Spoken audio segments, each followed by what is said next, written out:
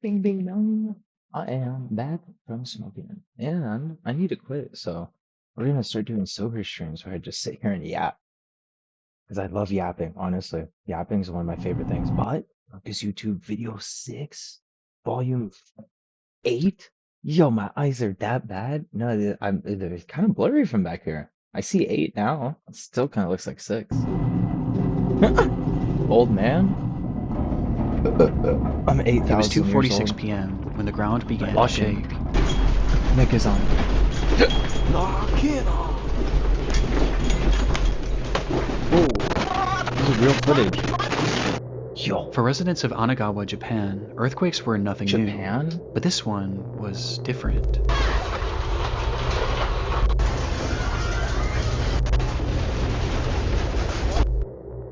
It carried with Earthquakes it a in violence that Japan? none of the locals had ever felt before, and by the time the shaking Scary had 'cause stopped, tsunami? everyone in the city seemed to be left in a momentary state of shock. When is this, do you think? This was especially Looks true like for the 90s. nearly 160 2000? Chinese workers and students 2003, that had let's recently guess. moved to the area, with most having never experienced any earthquake, let alone one of this magnitude. Of these workers were a tight-knit group of 20 women, who had recently been hired as trainees at a company called Sato Susan, a company that sold fresh seafood. And having been at work at the time of the quake, they frantically ran out of the building and stood in the street desperately trying to figure out what to do next, unaware of the fact that the real horrors were still yet to come. In Japan, it's not just the earthquakes you have to worry about, but the tsunamis that often follow, and usually the bigger the earthquake, the bigger the wave. Are we...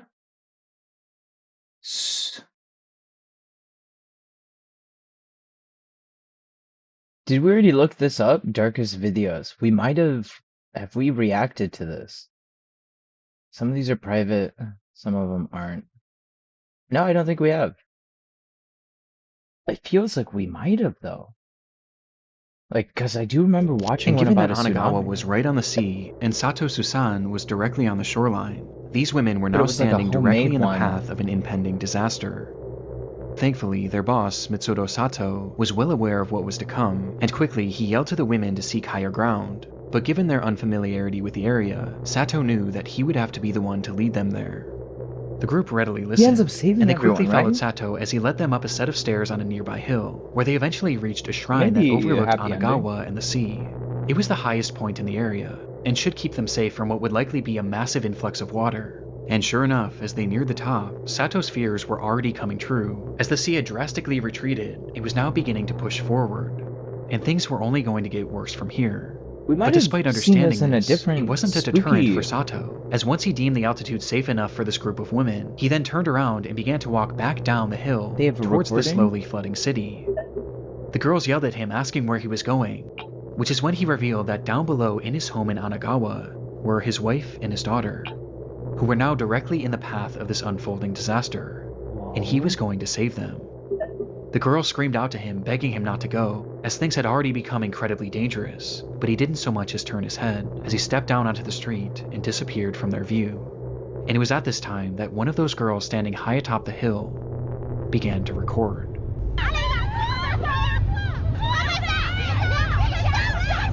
Yo, that's so much water.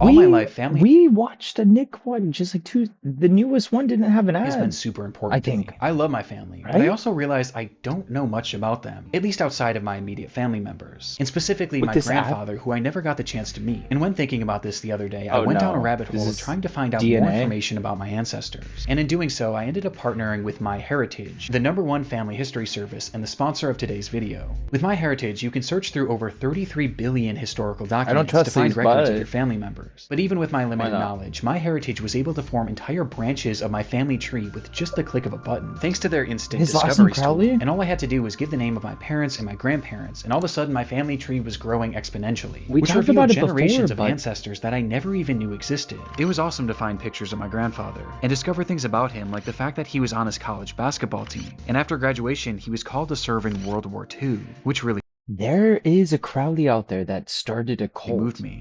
They also colorized the pictures and even animated them. On this one you can see my great-grandmother, who came from Ireland and was one of 14 siblings, which was one of many That's details cool. that I found What the heck? surprising. And I ended up sharing all these pictures with my parents, who absolutely loved it. This whole experience was honestly so surreal, and this was just a fraction of what they were able to find. And all in all, this experience has made me feel closer than ever with my family. In fact, I paid free. Just use my link or scan the QR code.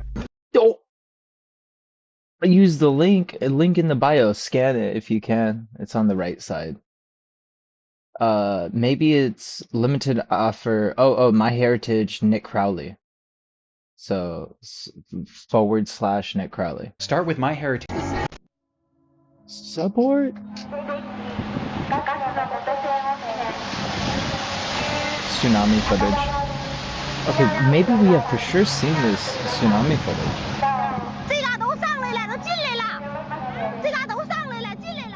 This looks different. I The think we footage were at a shows that the hotel shoreline though. was no more, as the Like it water was had like inundated the like the entire anniversary area one as in it slowly Tokyo. crept its way deeper and deeper into the city streets. Dude, that water comes fast and has debris. The women were understandably in a panic, trying to make sense of this ordeal that they were now given a front row seat to. And as they record, we can hear them Are we? desperately calling out for Sato. But at no point do we Look see at the little him. gray. We just know that he's down there, somewhere. And as the desperation in their pleas increases, so too does the fury of the water.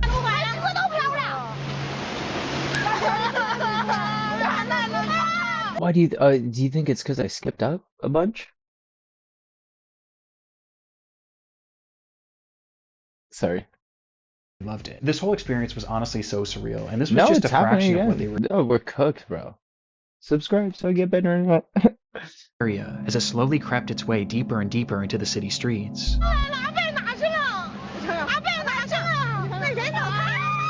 feel like I shouldn't be doing that. The women were understandably in a panic, We are trying to in make sense of auto. this ordeal that they were now given a front row seat to. And as they record, we can hear them desperately calling out for Sato. But at no point do we see him. We just know that he's down there, somewhere. And as the desperation in their pleas increases, so too does the fury of the water.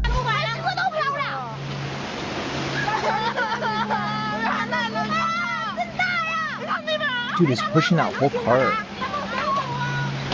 See, like any debris in that? Dude, a piece of wood flying in that?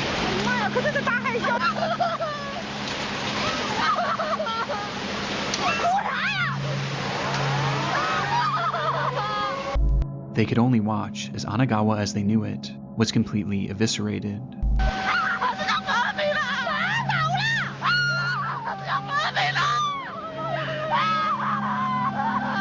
Why not go inside? And just stop looking at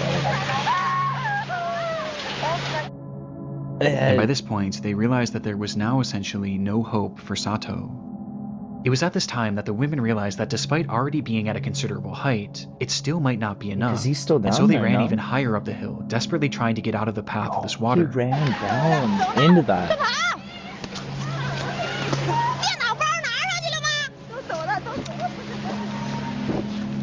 And as they did so, they noticed something down below. Like a rescue boat? Oh, someone. Standing on a rooftop in the middle of this massive tsunami was Mitsudo Sato. The building that he stood on was once a full 2 stories off the ground, but was now just a few inches above the How did surface he of the get to water. the roof?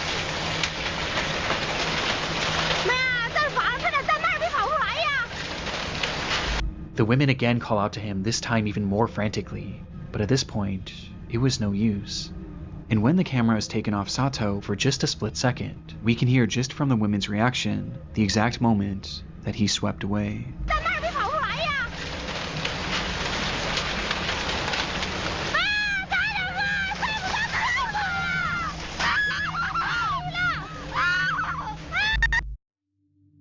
The recording stops shortly after, and restarts minutes later, revealing that the streets where the women had been standing just moments before were now fully underwater, and the buildings that once stood around them were now reduced to nothingness. In front of them was a sea of death, and had Mitsudo Sato not led them up that hill, then all of these women would have certainly been a part of it. Holy fuck, dude, he went down. The date was March 11th, 2011, a day where Japan had been hit by its most Dude, devastating that's like earthquake honorable ever, though, with it to ringing in at fucking a go back and magnitude save your family. 9.0, which in turn caused the nation's worst ever tsunami, as that day, 19,759 people would lose their lives, with Mitsuru Sato being one of them. But against all odds, his wife and daughter were not part of that death toll, as it's been reported that they were later found alive and unharmed. The devastation that occurred that day is incomprehensible, It and would all have the been footage of so this fucked disaster could not to warrant go a place save in this him. video, especially the But if footage he of didn't, Onagawa, as you can everyone see would. what it looked like before, during, and after.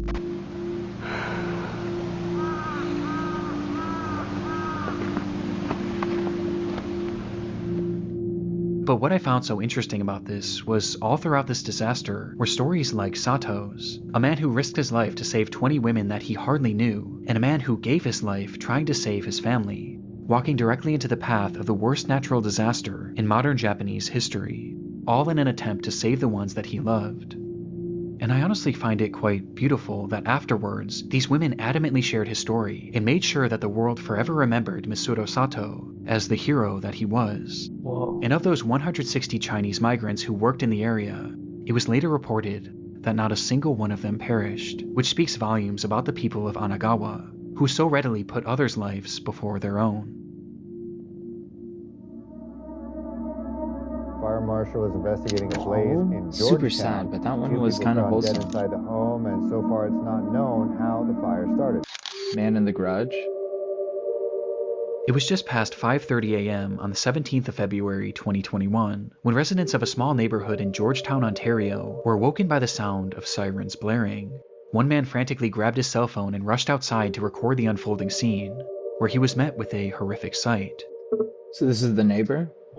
His neighbor's home was fully engulfed in flames.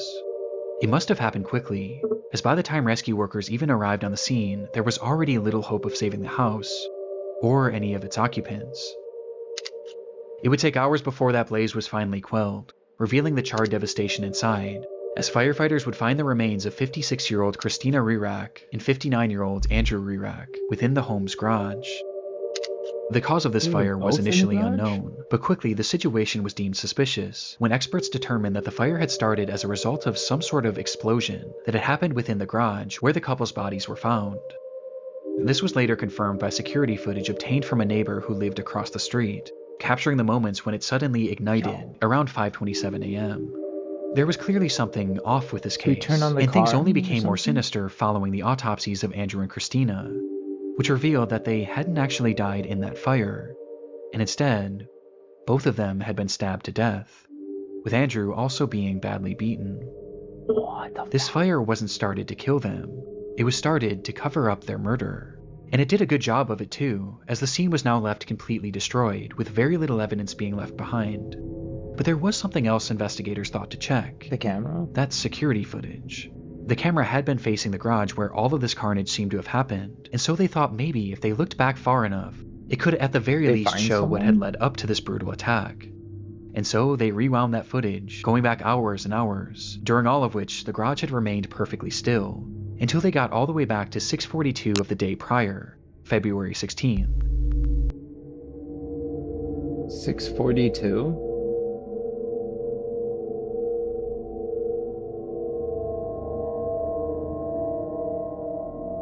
I'm assuming this is nighttime.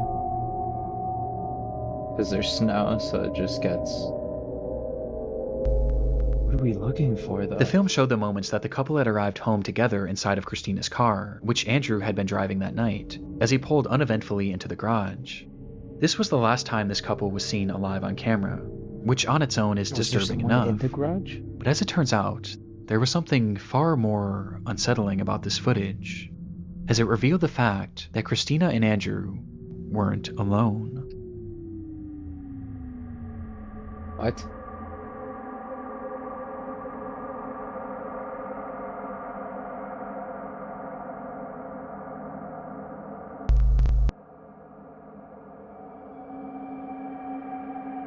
Yo.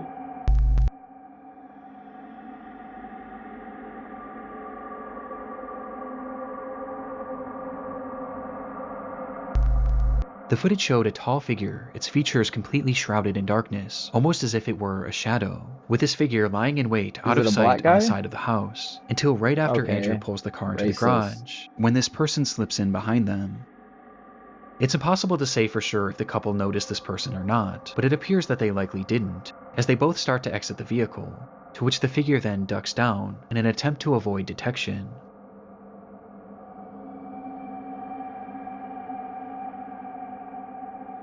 Until the garage door begins to slowly close. How did they both get out? Either though? Christina or Andrew would make it out of that garage alive, as just seconds after this footage, they both would be brutally murdered by this unidentified person. The footage is terrifying and speaks to that innate fear in most of us, the fear of being followed, of being watched, and attacked in the moments where we least expect it. It's paranoia-inducing, and made even more off-putting by the fact that this clearly seemed to be premeditated. Whoever this was knew their schedule and had been waiting for them to arrive home, in a place where they knew they wouldn't be seen. But by this point, their motivation was as unknown as their identity. Following the discovery of this footage, bits and pieces were released to the press in order to get the public's help in identifying this unknown assailant. It represented a rare instance of a killer being clearly caught on camera right before committing a crime, but that's also what made this case so frustrating, as despite the video capturing this person, none of their features were discernible at all. Unsurprisingly, the footage didn't bring in any relevant leads, but it at the very least showed investigators that whoever this person was knew the couple, due to its obvious premeditation. Though when looking into both Andrew and Christina, it was clear that neither of them really had any enemies in their life, with the exception of one. Harrison Brown was a 27-year-old employee at a company called Rogue Transportations, of which Christina happened to be the vice president of operations, and during his time there, Harrison was known to be abrasive and combative, with Christina often having to be the one to reprimand him, leading to Harrison resenting her. It isn't clear how police were tipped off about this strained working relationship, but they had somehow grown suspicious enough of Harrison to pay his home a visit, and what they found inside showed that this resentment he had towards Christina had actually morphed into a twisted obsession. Inside, police found satellite images of the Rearx home, along with the software on the man's computer and cell phone that showed that on the 12th of February he had secretly attached a tracking device to Christina's car, and he had been tracking her movements for days, which is precisely how he knew when she would be arriving home. And as if this revelation wasn't damning enough, they would also find a broken knife in his garage that contained trace amounts of Christina's blood. It was obvious what Harrison had done, and when confronted with this evidence, there was nothing more he could say other than the truth. So he admitted he had grown a hatred for Christina because of the way that she had treated him at work, and he decided that he needed to get his revenge. That's when he purchased this tracking device and began obsessing over her movements, studying them before finding the perfect time and place to strike. And on February 16th, he waited outside the Rearx home and snuck into their garage before attacking and killing them both. After the assault, Harrison would leave the home, where he began to grow paranoid about being caught, and so he returned to the house the very next morning to start that fire, with the hopes being that the blaze would cover up his tracks. Though thankfully, this didn't work, and after pleading guilty to 2 counts of first-degree murder and 1 count of arson, Harrison Brown would be sentenced to life in prison.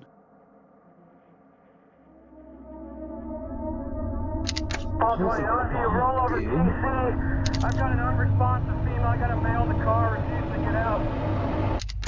Officer's dash cam. Dude, dash cams are fun to watch. It's We the have a eve few of Thanksgiving, loaded in, 2015. actually. Police officer Patrick Feaster sits in his cruiser parked alongside the road in the town of Paradise, California, waiting for his first action of this uncharacteristically quiet night. His car was facing the direction of a well-known local cantina, which patrons were known to drive away from under the influence. And sure enough, as the clock approached midnight, the calmness around Feaster would be shattered by the sight of a car speeding out of the restaurant's parking lot.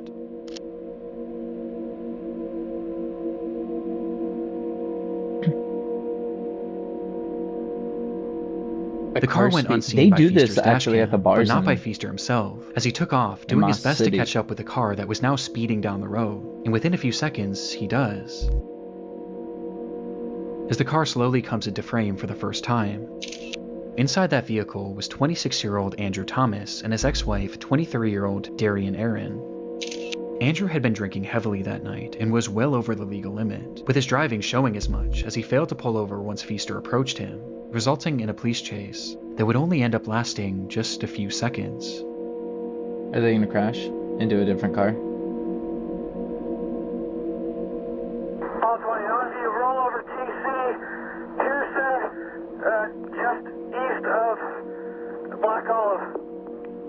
Is it blurred on purpose? Code 3. As Andrew would drive his car directly into a median, causing the SUV to flip over violently before coming to a halt on its side.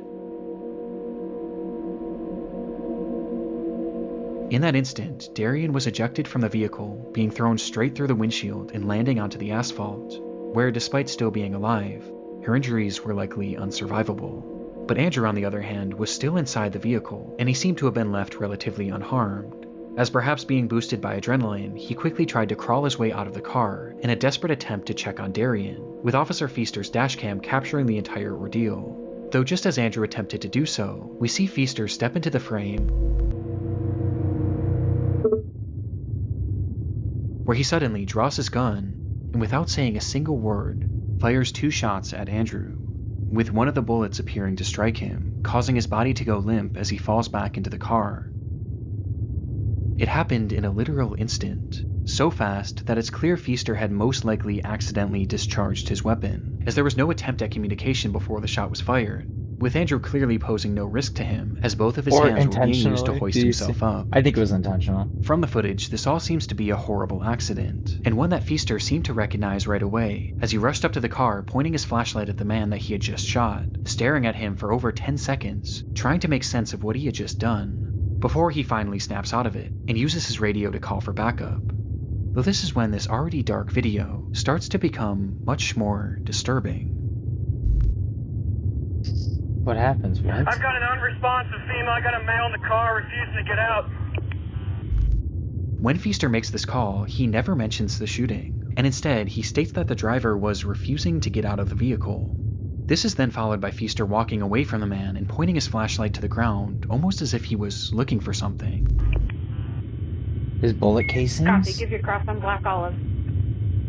Pearson. Copy. Black Olive and Pearson. With some theorizing that he was looking for his shell casings. Though right then, another officer arrives on the scene and begins to survey the wreckage. Just her? No, there's a male in the car refusing to get out. Where, again, Feaster says that Andrew was refusing to get out of the car, making no mention of the fact that he had just shot him. It's clear at this point what Feaster was trying to do. He was trying to cover up his accident, but this suddenly became more difficult when Andrew started to speak. Okay, they got one. He's refusing to get out. Get out of the car, sir. You're not shot, sir. Get out of the car. Andrew Thomas was still alive, and had muttered to Feaster that he had been shot, but even to his face, Feaster denies it. Shortly after, Andrew then tries to tell the other cop what had happened. Sir, I need to come out of the car. The car is still on and I don't want you to get hurt. Behind him? What do you mean you got shot? Yeah, I was right there. I saw it. Did you get shot at the cantina? Who shot you? The cop did not shoot you. But understandably, this other cop wasn't believing him, as surely Feaster would have said something at this point. And so, the minutes start to pass. And after 5 full minutes, Feaster continues processing the scene like nothing had happened, with the other officer being left to theorize that Andrew must have been seriously injured and was likely in a state of shock, which is why he was making all of these strange claims about being shot. He may be hurt in there. Yeah, I know he is. He's in shock at the very least. From here, the footage cuts, and we're only left with the audio from that same officer's body cam, as he attempts to get more information from Andrew. Sir, I need you to talk to me so I know you're okay. Sir, take a look at me. Did you bump your head? But by this point, he had gone completely silent. I don't know if he's serious or not. 10 minutes later, the footage then cuts back on, this time to another officer's body cam, which shows that an ambulance had now finally arrived on the scene, with medics first directing their attention to Darian, who was in the worst shape, as she would tragically be pronounced dead shortly after. But despite all of these first responders on the scene, none of them had any idea that the man inside that vehicle had just been shot, and shot by one of their colleagues. And in these moments, Andrew was slowly losing his life as each minute passed. It would take 11 full minutes before Feaster finally confessed. Sir, you hold this scene, Manny, with me. We're going over to the cantina to find out if this guy... I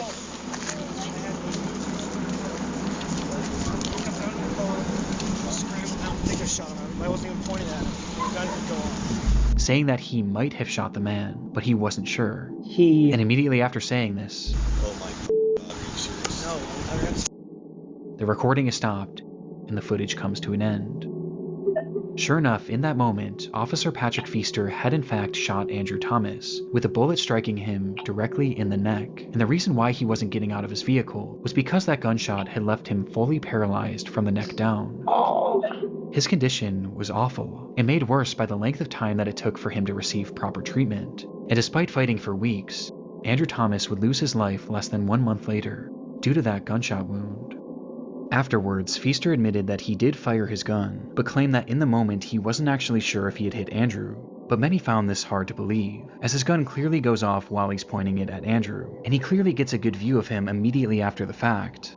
Not to mention the fact that Andrew literally told him over and over again that he was shot. But for many, by far the most incriminating moment was when Feaster appeared to be looking for his shell casings.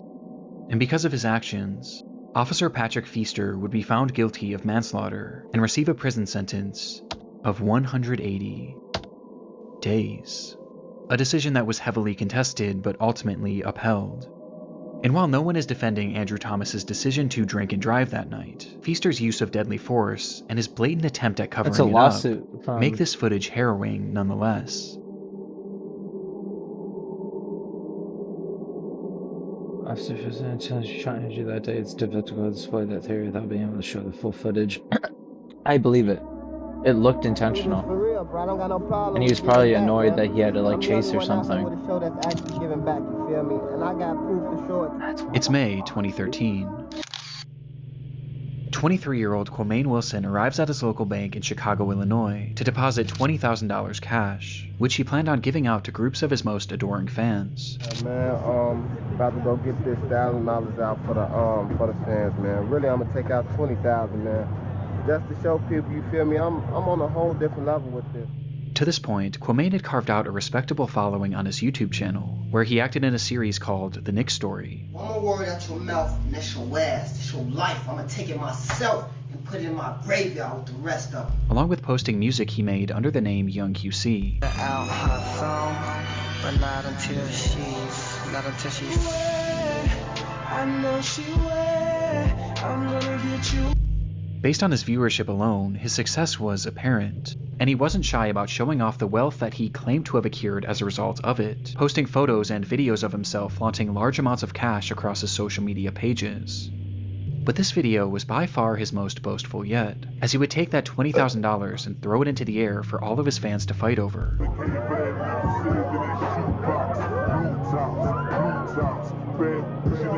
With Quamaine clearly relishing in the opportunity to show off his riches, despite the fact that behind the scenes, things weren't quite as they seemed. Are people gonna...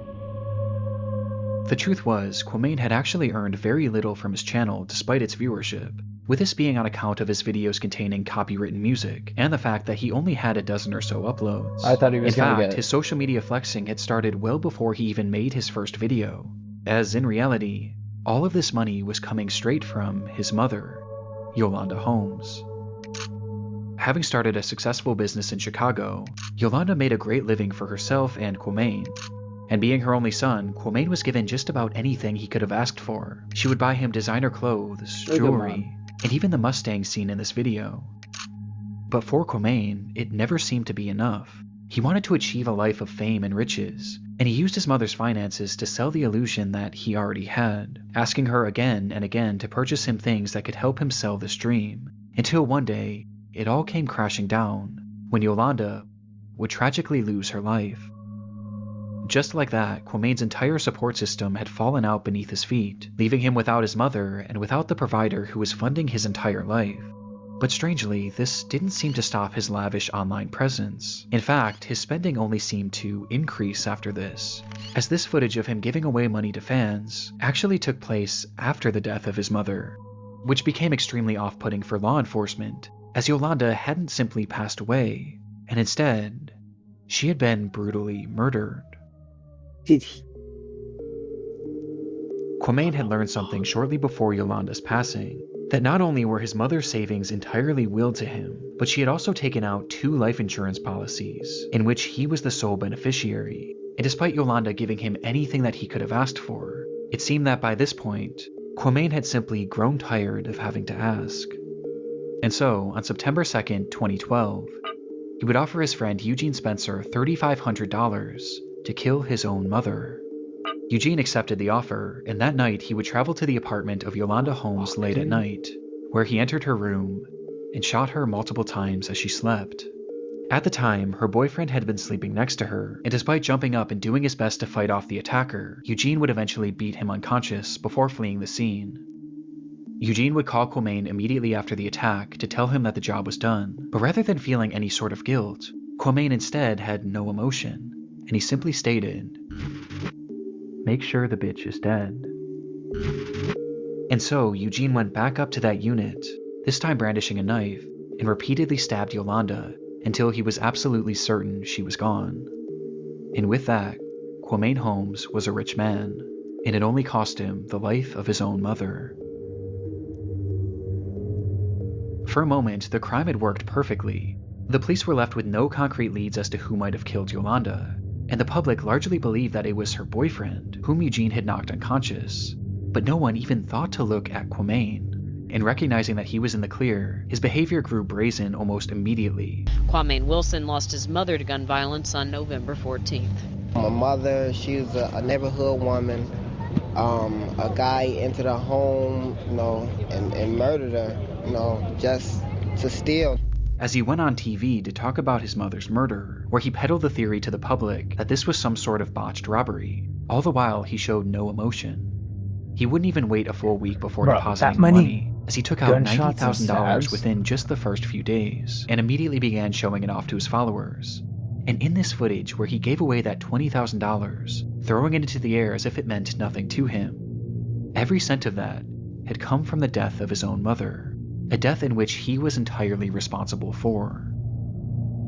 It would take over a full year for Quamain and Eugene to be caught, with police largely being tipped off by his online antics. And in the end, Eugene was given a 100-year prison sentence, while Quamain received 99 years, with his legacy now permanently defined by his creation of one of YouTube's darkest videos. This happened in Chicago?